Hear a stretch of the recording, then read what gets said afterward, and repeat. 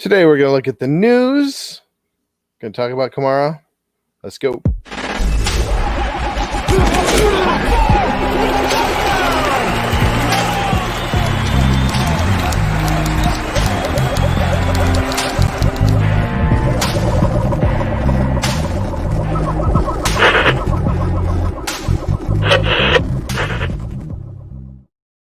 Welcome everybody. Oh yeah, paying tribute to the king himself. Yeah, I didn't know if you guys had talked about that on Saturday or not, but I hated to miss it because I figured, like, since our conversations sometimes stray into the Marvel realm, that we would probably address that. Yeah. Was it? Didn't it happen Friday? No, it happened Saturday. Saturday. It was Saturday. Yeah, if I remember correctly. I think it was right after we. No, I think Friday. I think it was Friday night. Friday night. Okay. Yep, Friday night. So we didn't talk about it. We talked about it briefly before we went on the air, but yeah. Sad. I had no idea he had cancer. No one did outside of his family, because, like, when a friend of mine texted it to me, and it was the AP story, and it had just broken, and it didn't have his photo with it. And it's like my brain just I knew his name. I knew that's who it was, but it's like my brain was just like, no, you must be confusing that name, because it said, like Black Panther star, Chadwick Boseman, blah, blah, blah. And I was thinking, like, no, I'm mixing his name up with someone else, because I'm thinking, like, we would have heard that he was sick or something, So it took me a second, and I'm like, oh no, Yeah, it's What are you gonna do? Well, already Jonathan Buster left a you can't see it, we can't show it, so I'll have to share my screen. This is the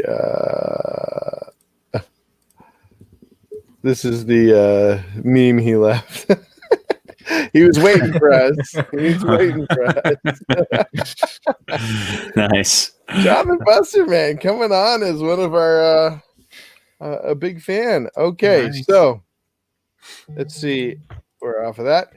Oh, we got Nicole Sawyer. We got Sawyer in the chat. I like. Oh, so I gotta put it up here. I like shirt or pullover. Oh, what was it? Was it a shirt or that was a hoodie? That was my hoodie. Yeah. Man. Yeah. That's I didn't know, Judah, that he grew up in, which he would have I'm sure been gone a few years before we were there, but he grew up in Anderson, South Carolina, less than an hour from Toccoa. I didn't know that either. But yeah, he was there. And so he was 43. So he would have been gone, he would have been off in college by then. He's a little bit older than we are. But he grew up just less than an hour and away from where we went to He's school. 43.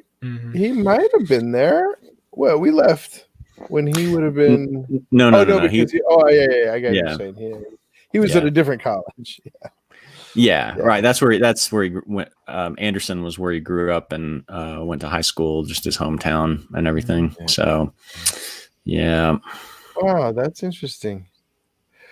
He was a very private guy. I mean, obviously. Yeah, that was part of why it just didn't register. Is like, you think about today, and that's not to say that people are too public about their problems, or that people play things up for sympathy. I mean, some people do, but even if someone doesn't want something out there, it's hard to keep it from getting out there. And so people that are in the public eye, like, it's just very rare for something like this to not really for them to not come out and talk about it. And so I think that's, obviously he was doing what he wanted to do. So, but at the same time, it just feels like so sad that, like, and I wish in a way more people had known, so that he could have heard even more stories of, you know, what he meant to people and what, you know, especially that character meant to people too. So that's, you know, kind of part of, I think, what makes it even sadder for me. For me, AJ? it was rough. For me, it was rough because like everyone at my church knows me as Black Panther. Like that's what I go by. I got the necklace back there and everything, but I'm not wearing it right now. So I was actually with my friends when they told me, and one of my friends called me. He's moving. He called me and asked me, "Dude, are you doing okay?" Because he knew that's how much the movie and character meant. That was it rough for you? It was for a little bit, yeah. It did, that first night. It definitely was, yeah. It was nice because I was with my friends who know me as like Black Panther, so they knew how much all of that meant to me. So it was okay. Wow. Yeah, that's the other thing to me is like, I mean, it would be like a lot of those guys from those Marvel movies. You know, I've followed them on social media or seen a lot of their movies, and they seem like really good dudes. It would have been sad if it was any of them. But I think just knowing too, like what this, you know, character that he played meant, what that movie meant to people, that had special, you know, unique significance from really almost anything else that had come before it, was part of, you know, I don't want to say was what made it, you know, even more depressing in a way.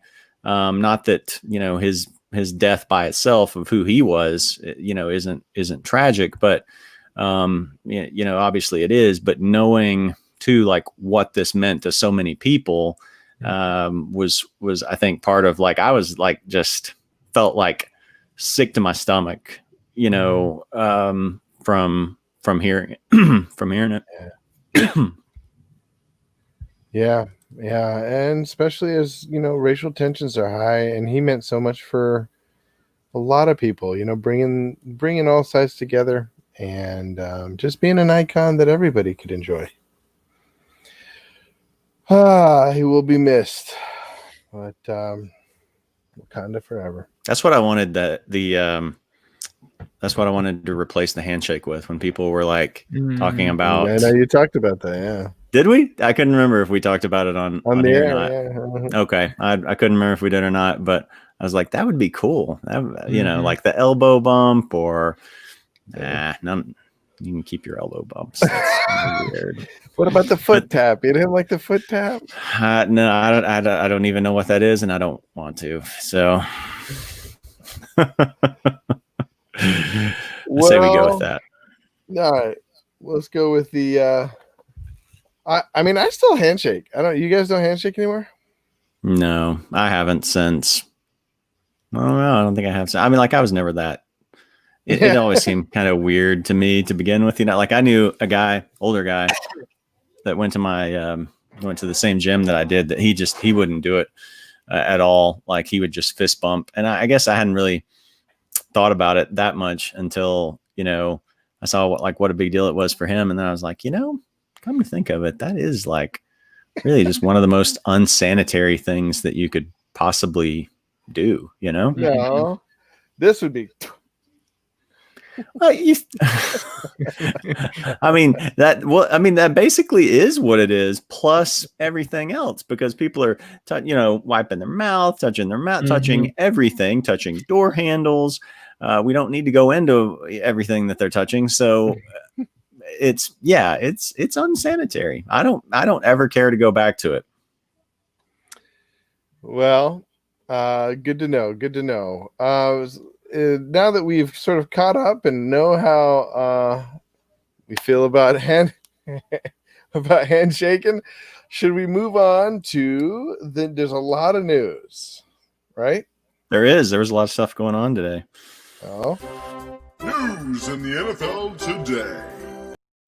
So let's not beat around the bush. The biggest news item that I could find so far is Mahomes has proposed to his girlfriend. So there's that. Hey, He's gonna get married. my No, mom's very- been waiting to hear that for months. Wow. Okay. Very, very fantasy relevant. Expect a huge uptick in his stats coming up. Well, so obviously the most pertinent, I would say the most relevant news right now would be the Kamara news, although it is sort of taken away the spotlight off of Leonard Fournette. But let's start with the Kamara news. So he was looking for about, what is it, $14.5 million, I think it was. And I just don't think he's that valuable to the Saints. And people sort of were worried about that. And then news came out that they may be looking to trade him. But since then, news has also come out that that's not really true. I saw just recently on NFL Network. Let's see. Tom Pelissero said just said on NFL Total Access, Saints RB Alvin Kamara intends to show up tomorrow and practice after missing several days following an epidural shot. Excuse me, what? In his back last Thursday. All right. And that's more worrisome to me than a trade. The sides weren't that far apart on the extension before things went sideways. So I guess it wasn't backed up as far as someone said epidural question mark. That was my response too. Like, okay, he might get traded, but what was the epidural? Yeah, I didn't have a chance to look. I heard about it, but I didn't have a chance to look.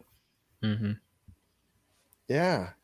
So, any thoughts? What are your thoughts on Kamara? Where would he go? Who's in the market for a guy? I mean, it's first off, who's got the budget to pay him? And then we've talked about like running back depth for fantasy so many times up here, and how everyone's either got a main back or working out a couple people or has got a rookie or something. So my first thought is who's going to want to pick him up in his future contract, because this is still a guy who's like a top 5 running back talent. And I mean, immediately my thought now goes, oh, hey, Chicago, he's like Montgomery and Cohen, but we can't afford that. It's just, what team needs a running back right now? Like, desperately needs a running back and then is willing to take on the future contract of Kamara. It's weird because we've got 3 varying from decent quality to top 5 when he's healthy between Freeman, Fournette, and Kamara, all potentially heading with not knowing whether they're going to stick with their team in Kamara's case. It's really weird. I just don't know where he'd go. That's my thing. Jared, what do you think? Yeah, I mean, I think for him, it's a little bit different. Like, we don't know, like, right off the bat where he would go necessarily, but it's not like, there's other situations where you have a running back and you're like, well, that guy's not really good enough to go into these situations and take over as the lead back. He would just be, I guess, in a timeshare. Would he really be that much of an upgrade to make it worth it?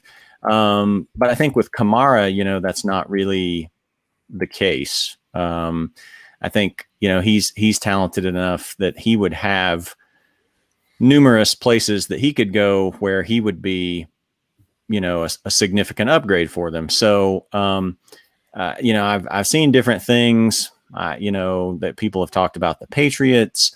I'm looking at a list of some of the other teams just people have thrown out, like,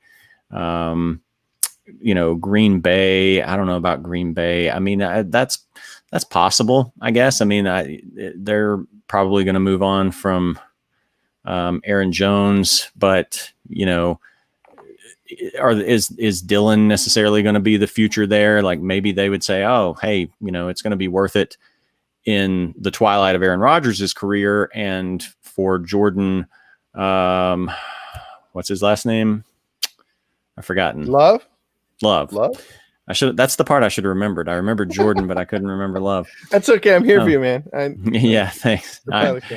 I owe you one. So, do they decide like, oh, this would be a good bridge, since we've kind of, transitioned to more of a running identity, a good bridge from Rodgers to Love. And then you have, a team like the perennial what if destination of Tampa.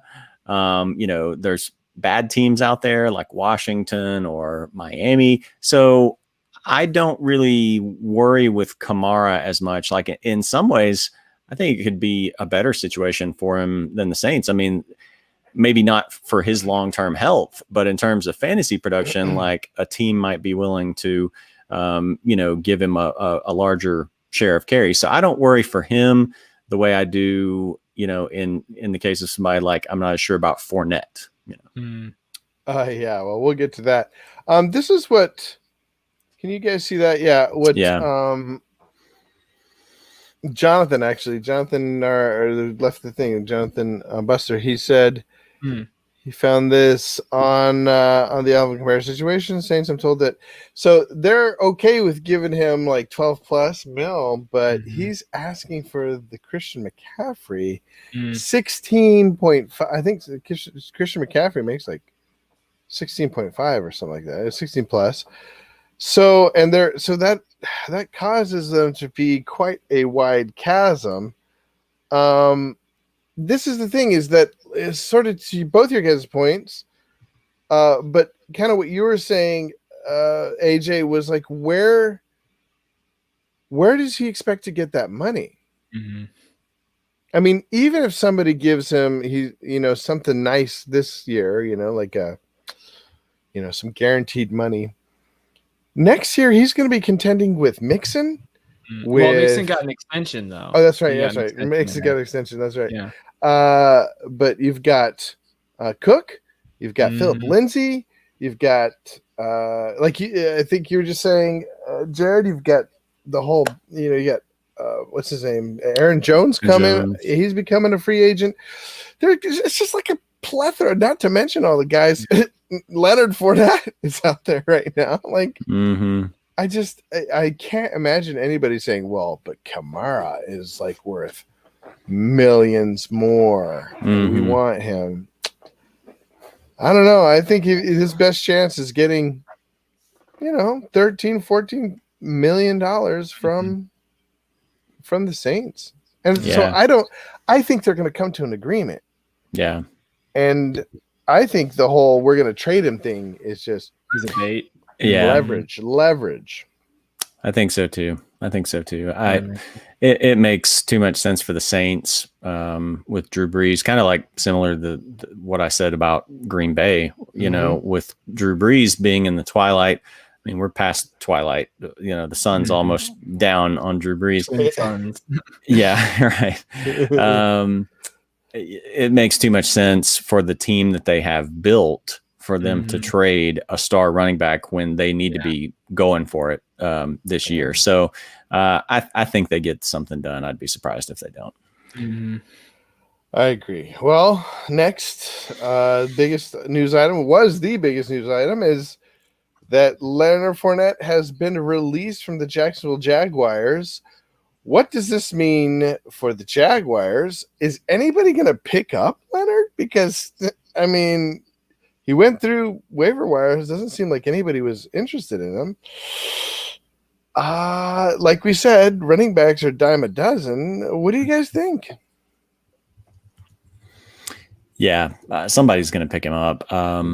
I don't know. I guess maybe it was just tied to knowing that they could, if they pick him up as a free agent, then they can do a contract from scratch. They don't have to be tied to, that 1 year deal. So, but I guess it is telling that nobody even wanted to, that they wanted to use their waiver in order to, make sure they would secure his services, as opposed to, letting him hit the free agent market. So that's a little bit worrisome. But I mean, I think right now, like, it's hard to say how it's going to roll in terms of his fantasy value. I only have him on 2 teams, and I think I traded for him on one of them, maybe even both of them. I don't know that I drafted him in any leagues, but I traded for him in a couple of my mini leagues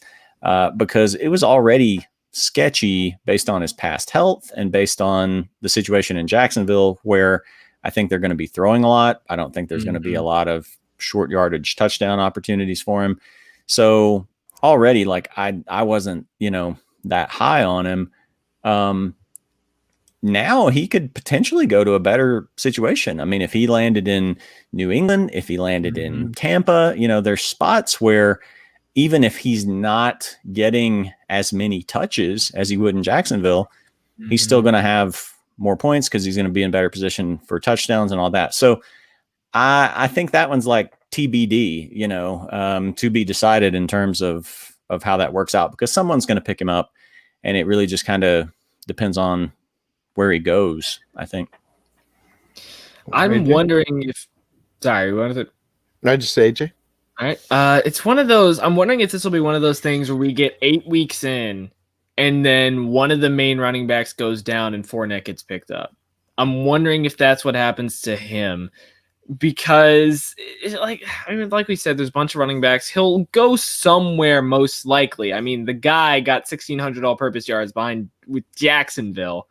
And granted, he's not the healthiest player in the world, but at the same time, he's still a very good running back. He's got great talent. He's got above average receiving ability. There are teams that would definitely want him. It just makes me wonder if it's going to take a team to get a serious injury to their number one running back and then say, Fournette, we need you. That works out for him because he gets on a team that's a contender, and it also works out for him because they're probably going to need to pay him a little bit more to get over there. Maybe he waits a little bit. It's really entirely up in the air. I am just a little bit tired about seeing Fournette to Bears memes today, but still, it'll be. I don't know if it'll. I think this might be a little bit of a longer wait on Fournette, which is annoying for me because I've got him on one fantasy team. Yeah, I think you're right.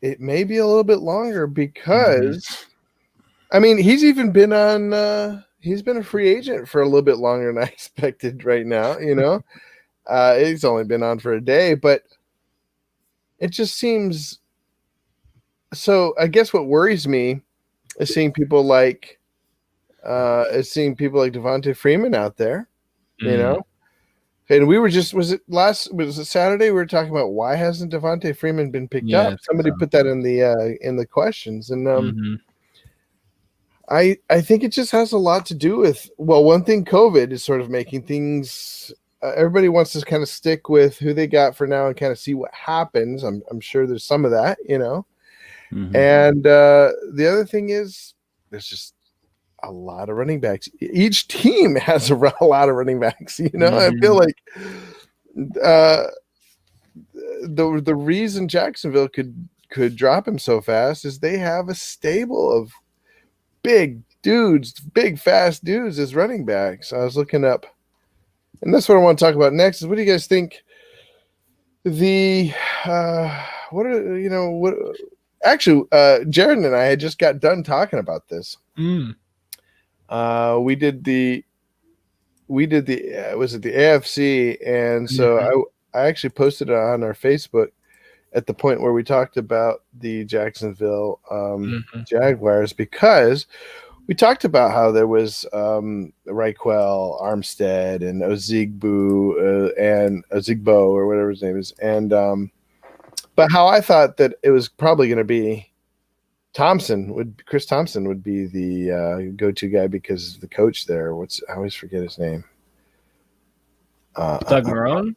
Right? No, Jay Gruden. Jay Gruden, yeah, the offensive coach there, loving bringing Chris Thompson down there. What do you guys think? I saw you picked up Armstead in one of the leagues we're in. Yeah, I picked him up in like almost every league, probably. Yeah, I mean, as a last spot on my bench, I think he's anybody who has a solid chance to be a feature running back for a team is worth at least, no less than the last spot on your bench. So, I picked him up almost everywhere that I could. But at the same time, I think, it sounds like that undrafted, or well, I don't know if he was undrafted. Ozigbo. Yeah. Yeah. He's had a pretty good camp. Raquel has, he was on the COVID list for a while. Chris Thompson is somebody that they're probably going to use a lot because they're going to be playing from behind and throwing the ball.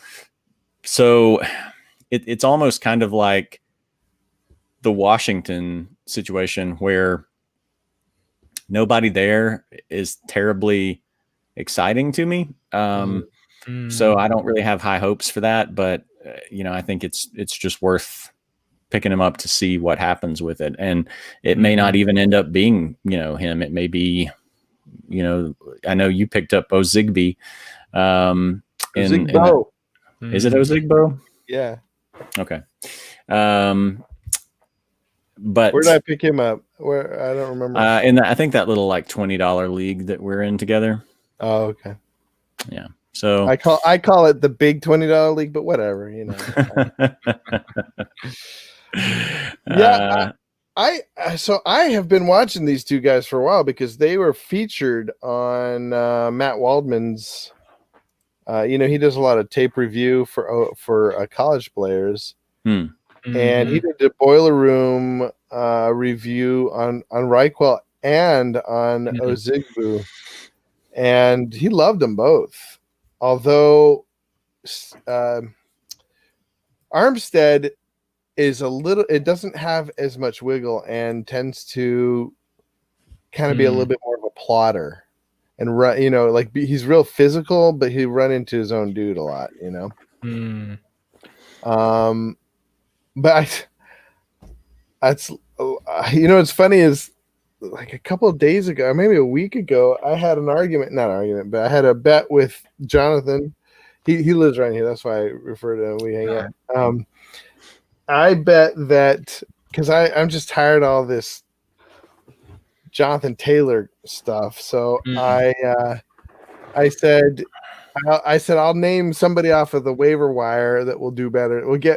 I said anybody off the waiver wire will be within 50 yards of Jonathan Taylor. And I was like, and I said, I'll just take like Raquel Armstead, for example. And we almost made that bet. So lately I've been like, hey, you still want to make that bet?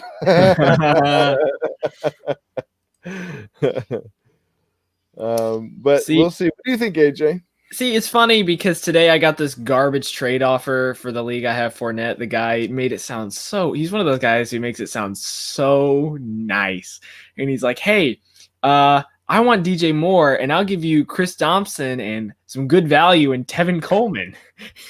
As soon as people start having to like explain to you why this is a good trade for you, that's never a trade that you want to take. Right. So I countered with, you want more? Fine. Give me Thompson and Chark. And he backed away from that one. I feel like Thompson's definitely got the best chance with obviously Gruden being there and him being a nice pass catching back. And he's definitely got the most just NFL experience out of all the running backs there, which is going to be interesting because Judah Buddha, I think you and I have a draft this weekend, right? I think we have a draft this weekend. Oh yeah, Sunday. Yeah, we do. So I'm curious to see where he's going to go. But I think right now Thompson's got the best chance, so I'd pick him up anywhere. And I just checked a bunch of places, and Judah's picked him up everywhere. So there goes that strategy. I think he's got the best floor. Yeah. Well, okay. Let me put it this way: he's got the best floor for the 10 games that he'll play. Because the last 3 years before getting hurt, because the last 3 years he's played 10 games, 11 games. So you're not going to get quite probably 2/3 of a season out of him. Mhm. He's just tiny. I mean, that's part of what makes him so good at what he does, but he's tiny. So I think he's got a safe floor as like a, maybe a plug-in flex play early in the season, but I don't know. Unless you're in a deeper league, I think it just makes more sense to aim for, a guy that could be a featured back. So I get if you're full PPR, then he's a good value. But anything under that, I think you're better off going for Reichwell or Ozigbo. Yeah. I don't know. We'll see. I do want to keep an eye on. A lot of people think that Ozigbo is the guy to have. I just feel like the thing is I just don't feel like they're going to be in a positive game script very often. Right. How much are they going to be running? Which They're helps gonna be running for Thompson, their man. lives. Yeah, Which I know. Thompson. As much as we talk about Chart getting garbage time points, if he's double covered, guess what? You've got either probably the check down to Chris Thompson. He's going to be taking those 500 yards that Fournette got last year. And granted, I mean, eventually it's going to get messy with Conley and Westbrook and Chenault and Godwin and everybody after that, just like it was last year. But Thompson, like you said, Jared, PPR, he's probably going to be a monster, especially for the 10 games he plays. Well, and like, you mentioned Chenault, like maybe this opens up more for him, because I mean, Chark is the deep threat. He's not really like a possession type receiver. And when, if they're not throwing to Chris Thompson, who else do they have? They don't really have another standout wide receiver or tight end besides Chenault. And maybe they're just giving him the ball out of the backfield or throwing to him sort of underneath and letting him see what he can do if the other team is up by 31 and in a prevent defense, So we'll see. We'll see. There was actually some other news. Just gonna go through real quick. Kenyon Drake is back to practice or close to practicing in full, so that's good news. Finally, for Kenyon Drake. That's good. Owners, AJ Green is still limited to individual drills. I'm sorry for laughing, but geez, that guy cannot get healthy. No, I just feel like I've been reading that for like. Well, we have for over a year now. Yeah, for 2 years. Yeah, right. AJ, as a Georgia alum, I love not myself, but you being a former Georgia player, I love you. Take the Andrew Luck treatment and go to Europe and fix yourself, man. Fix it. All right. Man. Other news: Chris Carson declares himself 100%, so it looks like he's ready to go. That's good news. Bad news for all my DJ Dallas shares. I have been kind of sneakily picking them up here and there. And then one thing that I found intriguing is the Titans right guard Nate Davis limped off the field, favoring his left leg. That's not good. That's not good. Trainers brought the cart out to get him and took him inside. Davis is clearly in pain, as to staff members helping him off the field and into the building. I continue to be worried about. Oh, I didn't tell you guys that trade was vetoed. That I traded Henry straight up for Josh Jacobs. People vetoed it. Really? Okay. I don't get the veto, but I was like, well, whatever. But, and you were getting Jacobs in this equation? Yeah, I guess they thought it was just lopsided for the other guy or something. I don't know. Huh. He offered it to me. So, anyways, I continue to be. I'd rather have Jacobs. I'm sad it didn't go through. I think Henry's going to struggle. His offensive line is not looking good. Your guys' thoughts?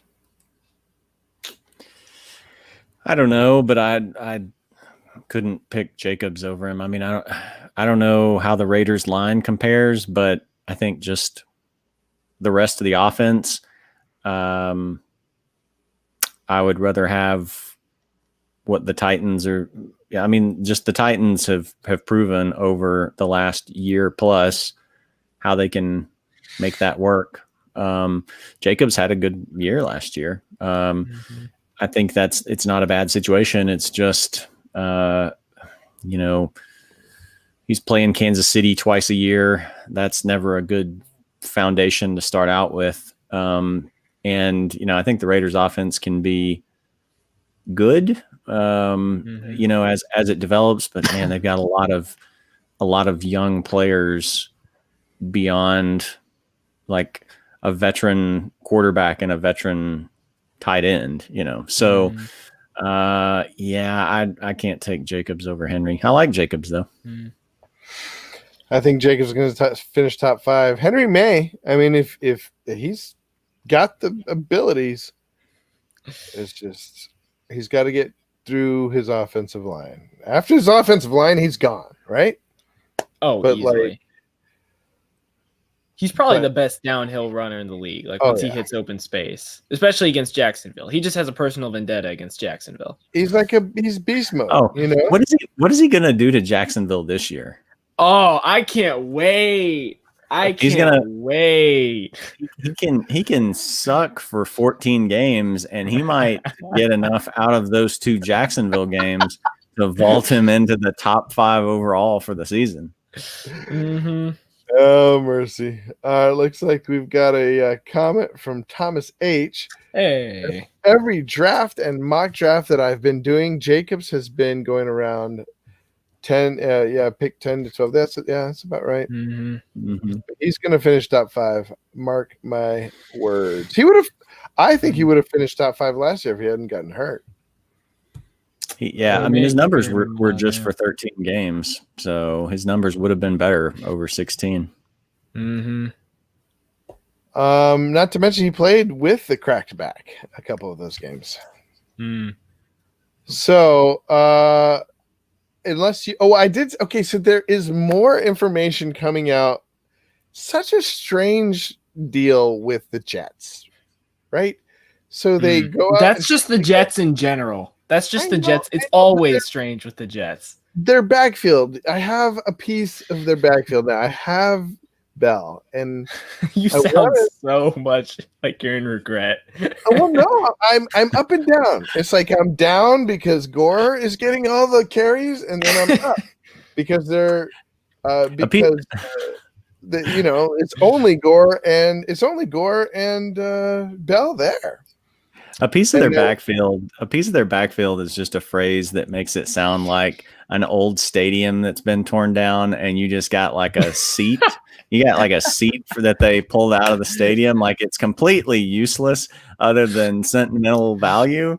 And that might actually be an accurate comparison for Le'Veon Bell this season. Ouch. I think Bell's going to do well. I think you guys are going to be surprised how well he does. I think he may do better than his ADP because it's gotten down, pretty low in some leagues.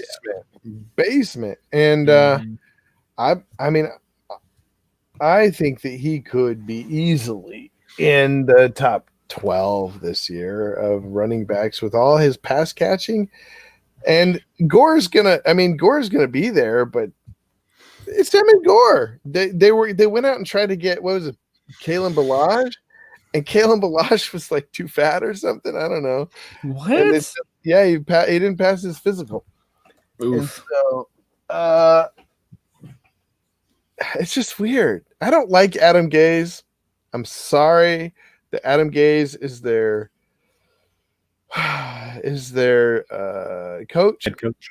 head coach, but I do believe in Bell's skill.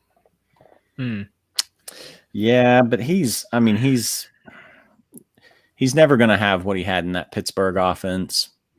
The Jets just don't. We don't really know what Sam Darnold is going to be. Like what sticks in my mind is that Patriots game.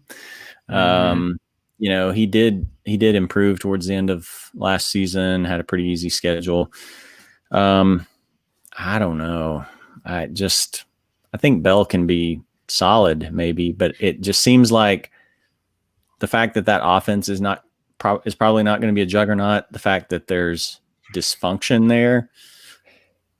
I don't have like super high. I think he could exceed, where he's going in places, but I don't have like super high hopes for what he's going to do for the season as a whole.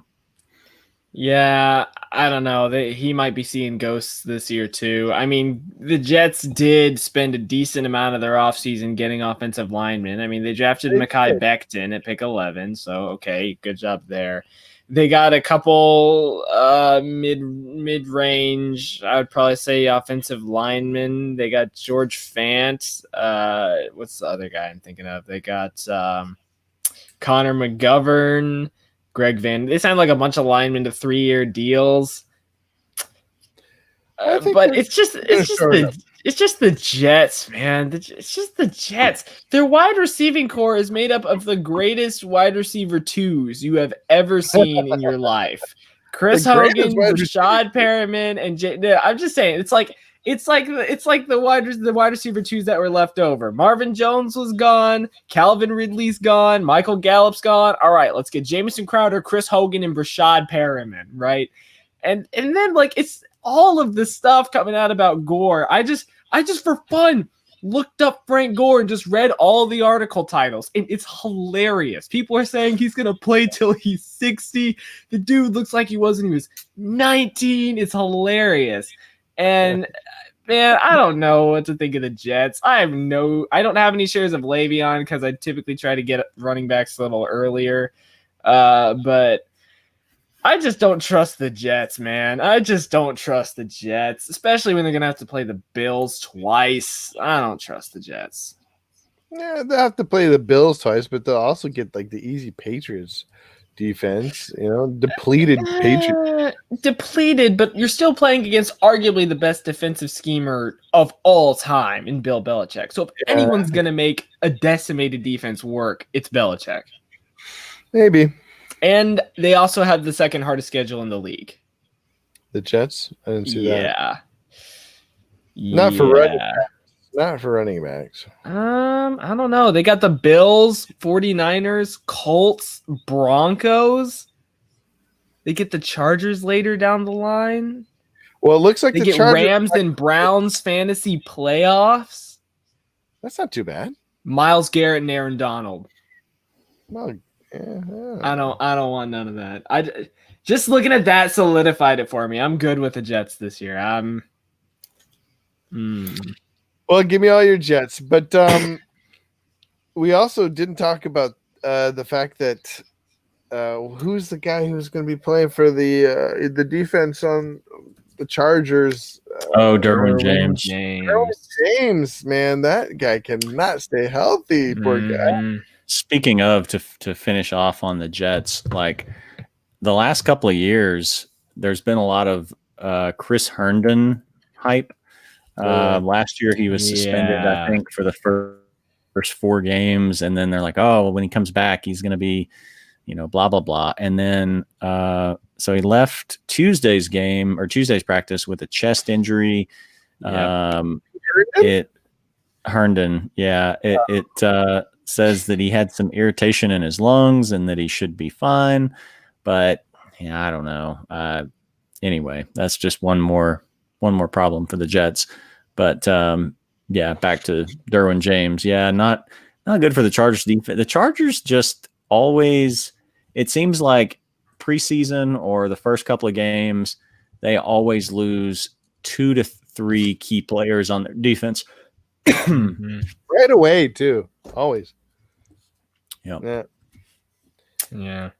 Well, it's good though for fantasy. I think the less defenses there are, the better. I think it's good for fantasy in the sense that passing might be a little bit easier now that Derwin James is gone, but the Chargers still have a very scary front seven, so don't sleep on them. Well, I mean that. I guess that means something for CEH, but I'm loving my all my shares of the Chiefs that I have. The passing game. I've got a lot of. We got to do that next week or next time. We got to talk about who we have the most shares of. Yeah. Because I was going through and looking, I was like, immediately, because I'm such a Kamara fanboy that I was worried, and I went and looked. I only have 3 shares of him, so not terribly crazy. I think I have Kittle the most. Kittle, Gotcha. and Lamar. I think it was Kittle, Lamar, and I can't think of his name. I just said it earlier. Kelsey. No, the quarterback. You gotta get me in the ballpark for me. Mahomes. Oh, quarterback. Mahomes. Sorry. Yeah, I got a lot of Mahomes. I've been going. I'm trying to go a lot of premium quarterback. Yeah, our last draft, you can't even remember whether you'd gotten Jackson or Mahomes. Well, I was doing 2 drafts at the same time. Oh yeah, I forgot about that. And I had Lamar on one, and I think Mahomes on the other, right? Yeah. And sometimes I mix them up too. So yeah, that's the top one. I did 3 drafts on Sunday, and then I forgot about a draft on Monday. Auto drafted for me. Are these pay leagues? This is $100 pay league. Yeah. Oh no! Please tell me it gave you like at least a well-rounded lineup. What did you get? What'd you get? Okay. Well, I got Mixon. Let me bring it up. I thought that's pretty. Like the news today, I was like, oh, yes. All right. So let's see. I got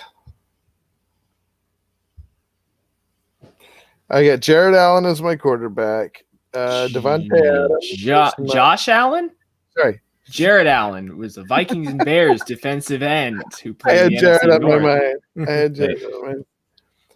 So Josh Allen, Devontae Adams, Odell Beckham, Mixon, Joe Mixon, Swift, Higbee. I'm probably going to drop him.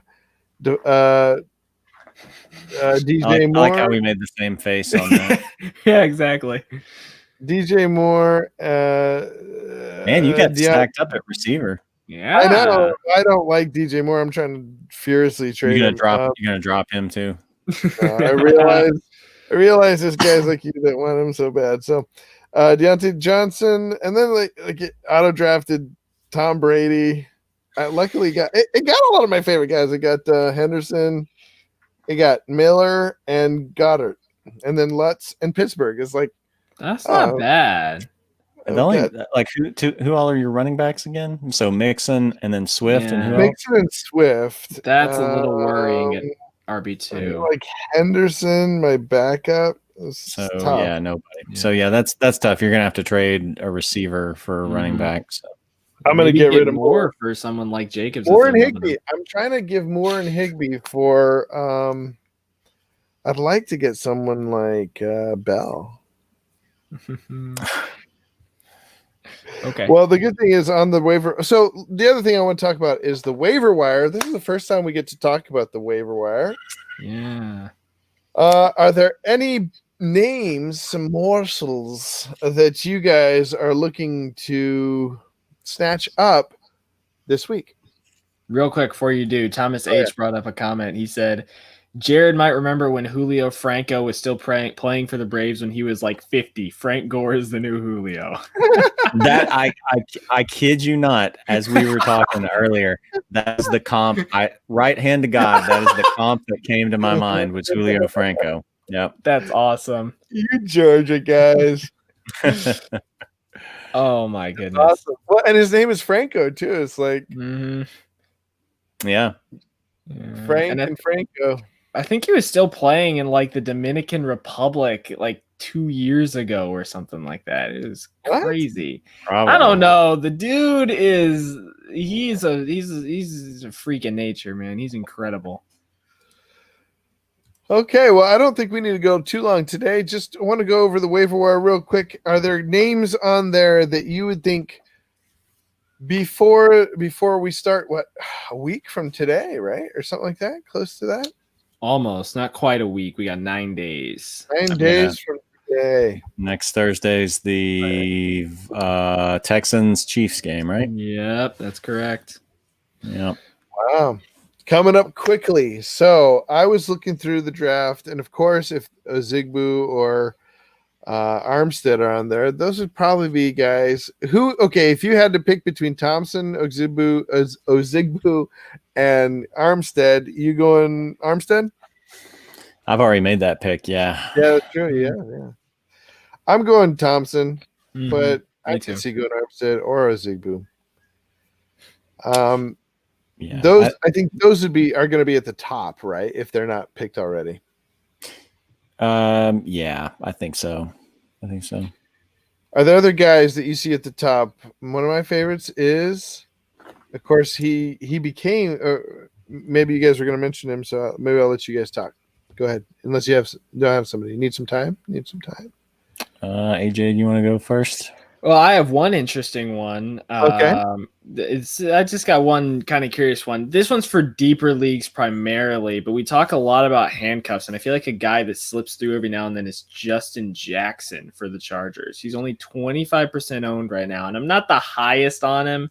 I'm not like Latavius Murray type high on him, but he doesn't have a lot of competition, just a lot of rookies and younger players.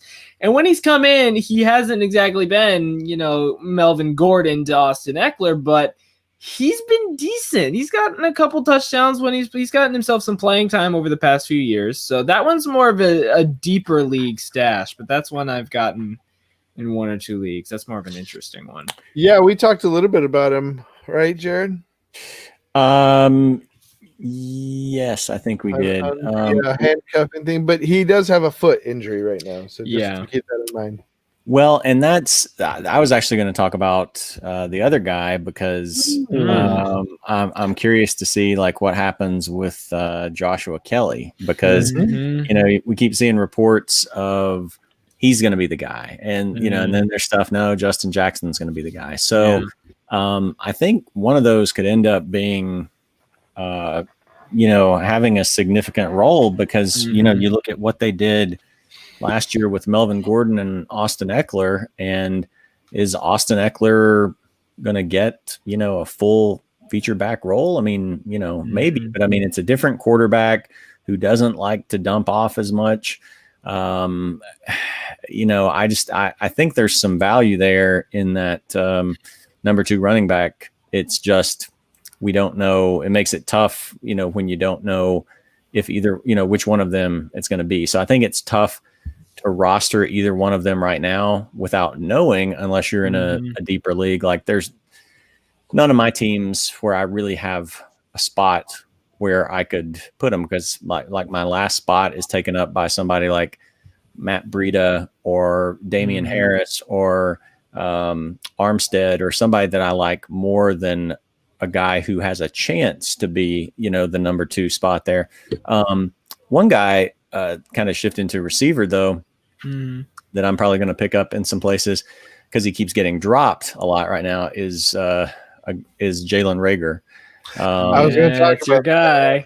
Yeah, because I ended up not really drafting him in that many leagues, but because of that injury, people are just outright dropping him. So if I, if my waiver priority is low, like 7, 8, 9, 10, I might use a waiver on him, or otherwise just wait and see if he, clears waivers and I can pick him up as a free agent because, I mean, he's hopefully he's only going to miss the first couple of weeks of the season. And then after that, you might get a Terry McLaurin type from last year. So that he would probably be my number 1 guy right now, just because there's a lot of people out there just outright dropping him because he's not going to be ready for the start of the season. Well, what exactly was the injury? It was pretty severe injury. 4 weeks. Labrum tear? Okay, 4 weeks. 4 to 6, right? Yeah, that may have been it. Yeah, at least 4. Yeah, that's not great because I had just drafted him in that league we were drafting on Sunday, and it's like my second to last pick or something. No, it's 12th pick, and I also luckily got Djax too. So I was going to say Djax would be a pretty good pickup for first couple of. If you're desperate for like a, I would say he has high upside. Maybe look at. I need to look at his. I mean, he's playing Washington. Not too bad. Washington, he's playing the Rams, Cincinnati, and then he's playing San Francisco. So I don't know. Maybe the first 3 games, if you really need somebody to fill in, or if you're thinking about getting Rager, play D-Jax he could be really good. You just got to stay healthy. Yeah, I think he makes a good like a good dice roll as a daily fantasy play, because there's going to be a game where he has 145 yards and 2 touchdowns, where he only catches 3 balls, but 2 of them are bomb touchdowns. So especially, with some matchups against, teams like Washington or something like that, like, he could pay off for you in that role. But that's where you're going with, you're looking to fill a last receiver spot with someone cheap. On the daily fantasy, on like a season long fantasy league, I think there's probably going to be usually safer options than him, because he's so boom or bust. So possibly, against bad teams, but I like him better as like a daily fantasy play. What would you do, Paris Campbell or Devontae Jackson? D-Jax. What's his name? Is his name Devon? Deshaun. There we go. All right. Deshaun, because at least that he's probably going to be that number 1 receiver. Paris Campbell, the Colts may be more of a running team, and even if not, you've got T.Y. Hilton, you've got Michael Pittman in there. They're going to want to throw to the tight ends. They're going to throw to the running backs. As a Colts fan, I hope Paris Campbell has a breakout year, and I think it's possible, but just week 1 to throw somebody in there, I think you got to go with the role on the team. And, Jackson's basically a number 1 compared to a number at most like number 2, but really more like a 3, or more. One interesting thing, I know we talked a lot about rookie wide receivers and Rager and Judy, and Jefferson's still 57% owned. I like him. Pittman owned in 31% of leagues. I don't understand it. I can't believe that. I don't get it. Who else is over there besides T.Y.? T.Y. is barely over there. Okay, we all know your personal feelings about T.Y. Hilton, but still, like, out of all the rookie receivers, especially in deeper leagues, why not take a shot on him instead? Jared, what's the inside scoop? I mean, isn't he, as a Colts fan, aren't you excited about him? I am excited about him. I mean, he's just not. I mean, I think it's a combination of stuff where, you got to think he was a 2nd round guy, and so, it's the 1st round guys that are going to get the most love. I wonder, let me look and see. Like, I imagine, Henry Ruggs is. I mean, the number 1. Let's see how they compare in terms of how much they're on. So yeah, Ruggs is 63% owned. Yeah. I'm just curious to compare some of these guys. So like Justin Jefferson's 57%. I think, it's just kind of like, I think part of it is just in name recognition. Well, not even just name recognition, but in terms of like the drop off from being a round 1 pick to a round 2 pick. Like, even though you might have been the 31st pick overall and one of the last couple of the 1st round, if you're the 1st or 2nd overall of the 2nd round and you're 33 or 34, they're like, oh, he wasn't a 1st round pick. Yeah. So that's like a whole, they downgrade it like a whole tier, even though it might be a downgrade of like 3 spots. Yeah. Wouldn't you agree that he's going to get a lot more play than any of these other guys, though? It's hard to say. Like, I don't know in terms of play. I mean, he's going to start on that other outside position. I think what's good about, his situation, and I think maybe why people are downgrading him, is because, like, in Denver, you assume that Judy is probably going to be. People assume he's probably going to be the number 2, and that he's going, and because he's very NFL ready. CeeDee Lamb, I think people think like, oh, first round pick, NFL ready. But I think Pittman, part of it is just he's not flashy. You know, he hasn't really done anything. Like there haven't been any like jaw dropping catches or moves in camp or anything like that. And the Colts are just kind of a team, kind of quiet. Kind of a quiet team. Yeah. Go about your business type team. But Jared. What's that? Kind of like Jared. Kind of like Jared. Yeah.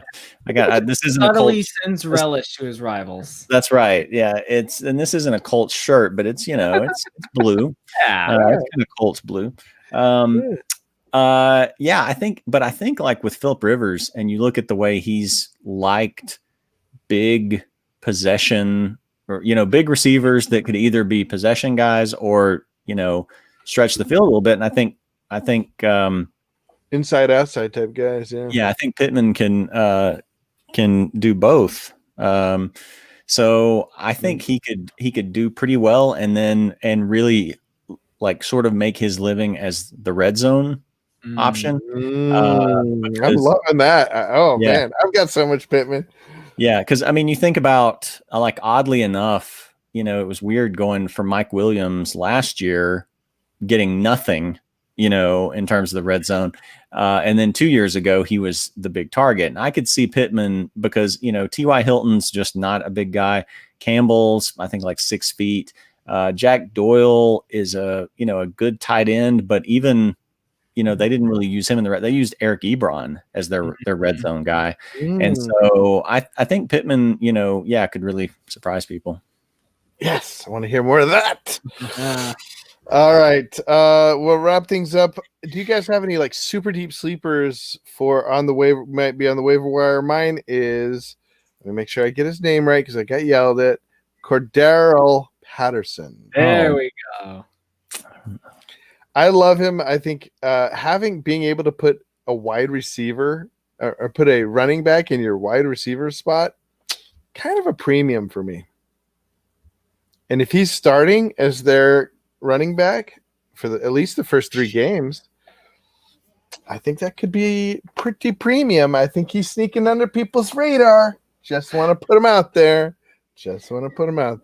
Is he going to start for them at running back? I think so. We don't know. As a Bears fan, I plead the 5th. Who else are they going to start? I mean, now if they go out and get somebody, obviously he's trash. But if they don't get Leonard, or if they don't get somebody else like Freeman, who else are they going to start as their first 2 down back? Cohen or Ryan Nall? No.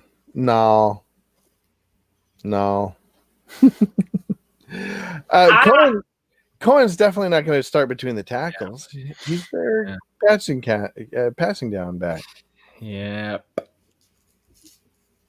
Come on, you don't think the Cordarrelle is going to do I don't trust the Bears' offensive line. I'm sorry. Last year was such a mess. Like, we were bad. We couldn't get past the 50. Like, a lot of people put it on Trubisky, but our O-line wasn't good either. And this was an O-line that in 2018 was arguably top 5 and then dropped to bottom 10. And I don't know how. I mean, we've got Bobby Massey. Obviously, the loss of Kyle Long is going to hurt, even though he'd only play 8 games out of the year. When he was there, he was solid. We got Cody Whitehair, but Charles Leno had his worst year ever last year. Okay, let me just ask you guys, who would you rather have, Ozigbo or Armstead? Or if they do start Cordarrelle Patterson, I'm not saying he's going to get 3 down, be the 3 down backs, but if he's getting 15 to 17 touches a game, getting the goal line. Oh, yeah. If a guy's getting 17 touches a game and goal line touches, yes. Sure. I can't imagine him getting that, though. And I think I'm just like, as soon as you said his name, I just had like a mental, just like, ugh. because I remember so many years that like this was going to be the year for Cordarrelle Patterson in Minnesota, and it just never happened. And so it's because he was destined to be a running back. Who unlocked him? It was the maestro himself, man. Can't think of his name. Belichick? Yeah, Belichick. Yeah, I mean, if I knew he was going to get that kind of volume, then I would trust that over what's in Jacksonville. But otherwise, I'm not terribly interested in that. Well, I would just say keep an eye on him because that may happen, and you can put him in your wide receiver spot. Isn't that cool? It's cool. It is cool. Yeah. It is indeed cool. Yeah, in deeper leagues, I would understand that. In deeper leagues, I would get that. Deep sleepers. Yeah. So Jared, you had one. How deep? Like what percentage owned? Like has to be at least under 30% owned. Oh, He's okay. about to bring up Steven. We'll say no. We'll say under 50. Under 50. Okay, so under 50. Yeah, under 50. I think maybe if you're looking for a wide receiver, Alan Lazard. Yeah. Out of your Packers there. I mean, number two role there.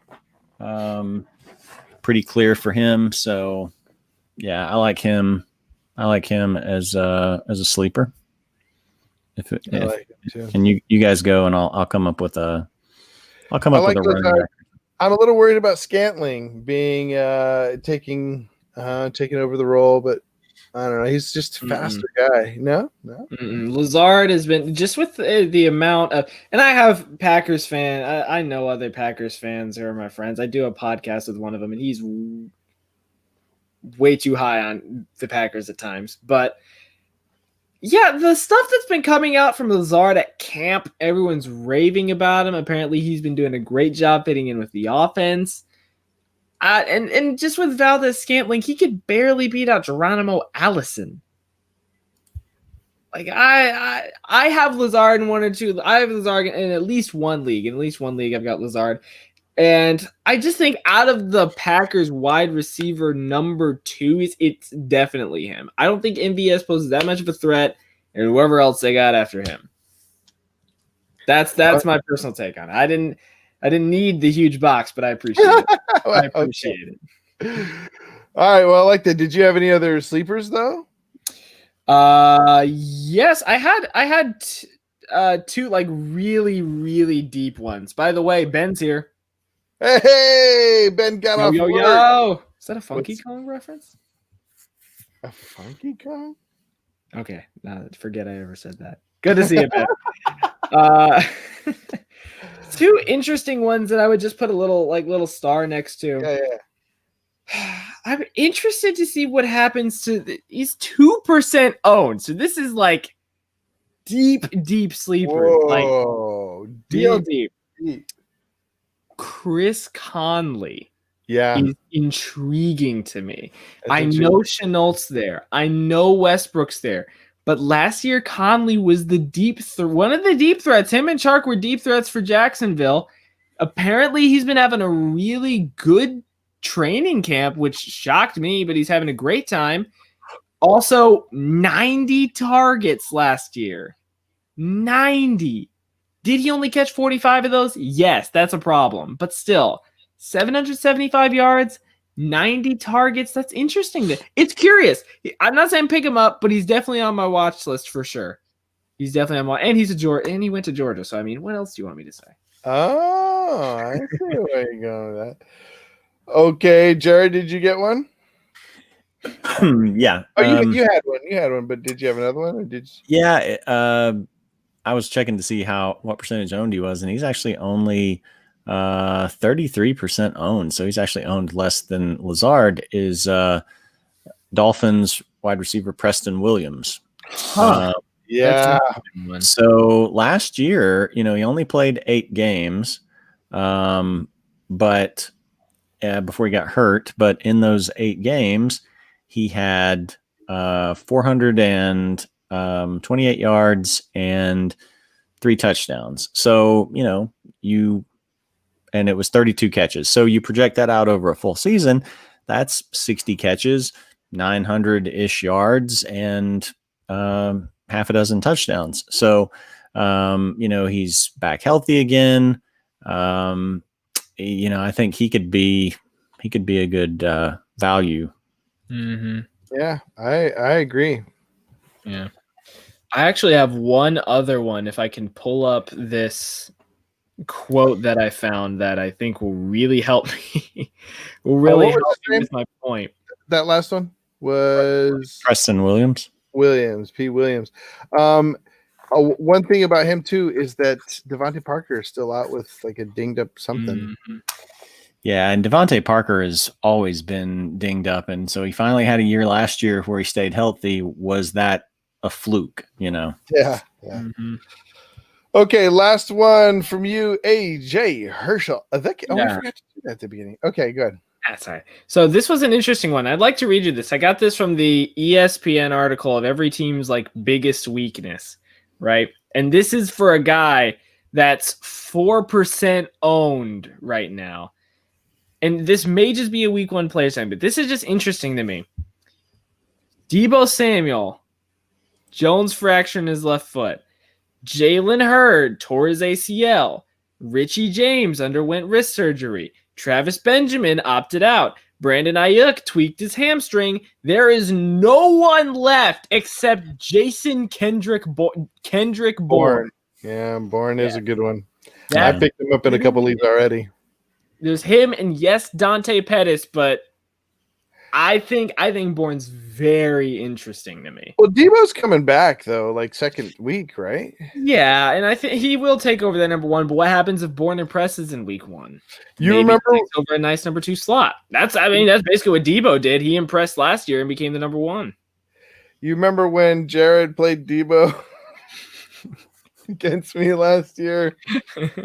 I got nothing but relish. Debo has a special place in my heart for bringing that game home. Where, yeah, if anyone watching is not familiar with this, Judah and I, because we have new fans this year, so Judah and I played in a small money league together. I think it's $50 league, right? So, so we were matched up in week one. We didn't even know. We didn't even know we were in the league together because I think he had a different name when he started out, and then he changed his name during the preseason to Judah Buddha, and I saw the little graphic. I saw his little Judah Buddha graphic, and I'm like, wait a minute, I know that. So we were matched up in week one. So I won in week one, and so we weren't going to play again until week 10. And so, he was just, I was just, his white whale, for the entire season. He stopped. I think he stopped eating and sleeping there for a while. He was just consumed with vengeance to beat me. And so he had a good matchup for me with me again in I guess week 10 or 11, whichever the second come around was. Most of your guys were like on bye. Most of my guys were on bye. A couple of my best guys were injured. And so I had so many guys that were either on bye or injured, and I had a good record at that point. I can't remember if I might have still even been unbeaten at that point. I don't remember. I think you were number one. Yeah, I was definitely in first place. I don't remember. I don't remember if I was unbeaten or not. So anyway, I decided like it just wasn't worth it for me to drop, multiple guys that I, didn't want to drop in order to try to salvage this one game, which I was probably going to lose anyway. So I didn't even bother with a quarterback. Like I left Stafford in. Stafford was hurt at the time. And so then we came out of Sunday with me just barely trailing Judah. I don't remember what I needed to overtake him, like 9 points, maybe something like that. Yeah, 9 points. And but I left Stafford in, and so I couldn't pick up a quarterback or whatever. And so I ended up picking up Deebo Samuel, and Deebo hadn't done. I mean, he had solid games. He was on the rise, but he hadn't really done anything spectacular. And then I got to go back and look to see what he did in that week. Yeah, like 2 touchdowns. So I think this might have been the one. Yeah, this would have been. He had 2 games that were very well. I don't know if he had any touchdowns. This would have been like early November to where week 10, right, against the Seahawks. I think it might have been the Seahawks. One of the it was probably the Cardinals because he might have done that. he would have had to have, because he hadn't really done much of anything up until that. So he would have probably had to have had that game against Seattle for me to pick him up to play him against the Cardinals. And so then he put me over the top by catching 8 passes for 134 yards. And so I beat Judah in the rematch. And then, because we don't want to just leave this story unfinished since we've told this much of it. Not that I'm relishing in it or anything like that. I just to like be true to a narrative here.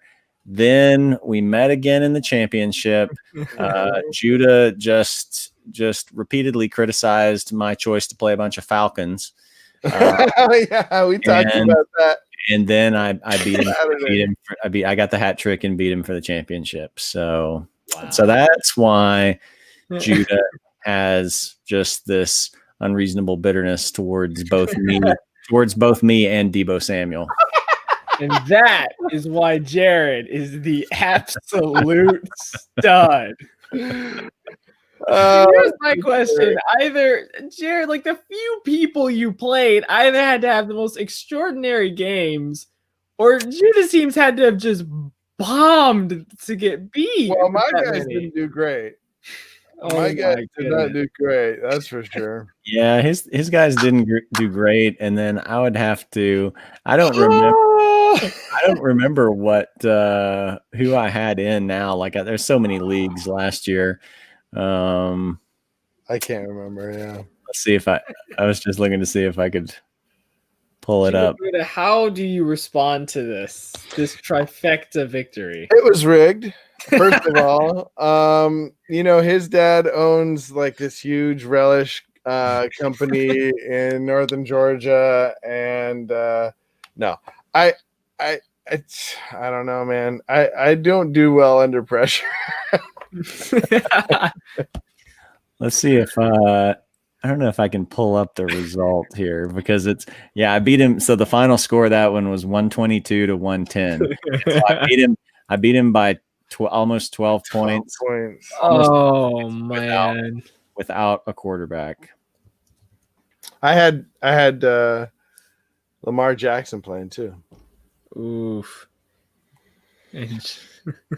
Yeah, Thomas H. So we told a little bit about the finals because we were talking about Freeman. Why didn't Freeman get picked up? And I talked about like he had one good game last year that I remember. 53 yards, 1 touchdown, 9 catches, 74 yards, and a reception. That was the championship against 1 receiving, 1 rushing. Oh yeah. Yeah. Wow. Yeah. Oh yeah. He turned on the Jets against me. Oh my gosh. All right. Well, guys, it's been a fun night. Very strolling down memory lane. Yeah, I don't know. And like, since we have like new people tuning in during the season each week, like, I don't know if I need to like recount that story every week. No. I don't know. No. I mean, like, I don't want to, but I mean, just for for our listeners, it's well documented. They can go back and watch it. Maybe I'll cut it, out. We can play it for them. We don't need to talk about it anymore. Let's move on. See, here's the thing. I need because I keep listening to you guys go back and forth on all these stories. That's why I'm partially excited for this listener league. Because whatever happens, we know we're going to hear about it for the rest of the year.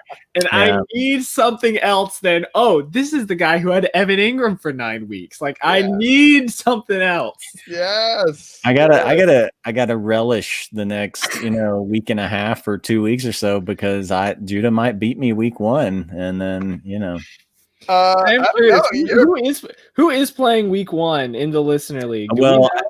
In the listener league, it's me and Ryan. I played Judah again in week 1 in our public league. Oh, that's gonna be fun. Fantasy gods like to pit us together. Well, actually, maybe to my benefit, his projections are way higher than mine. So, maybe he'll get really caught up in the relish, and I'll win. Thank you very much. The difference is I won't I was trash talk you ahead of time saying there's no way you're going to win. Because that was what made it especially sweet. Oh man, I basically nailed my coffin by doing that. You did. Yep. Yeah. Pride goes before destruction. His hubris has taken him to the fantasy second place trophy. Yeah, not this year though. This year we're gonna get watch. I'll like be doing super good, and then they'll cancel NFL. See, you're just the fantasy equivalent of the Dallas Cowboys. Like, this is our year. It's finally our time. See, the two leagues we're in this year is a $20 league, and then our free league in Roto Hackers. So even if like he sweeps me in both those, I can still say that monetarily, I have still more than doubled his winnings in our head-to-head leagues. So, not that I've thought this through. Yeah. All right, homies, I gotta go. I gotta put my son to bed and go to bed myself. See you guys on Saturday. Sounds good. Pick up Frank Gore, all that stuff. I'm looking at Frank Gore and that team where we got a low on running backs. Yeah. All right. Well, next time, I guess.